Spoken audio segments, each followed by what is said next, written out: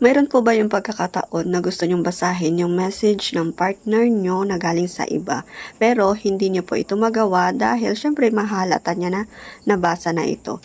So mayroon akong ipapakita para kung ganun ay hindi halatang na-open na yung message. So, let's watch this. Kunwari, yan po yung message ng partner nyo dyan sa Aiza Silvestre, and then babasahin po natin. Siyempre, open natin para mabasa natin. And then, pag binalik natin, ayan, read na siya. So, ang gagawin po natin, long press natin yung message and then pindutin natin yung mark as unread. So, ayan po, bumalik na siya. So, ganun lang po. Thank you for watching.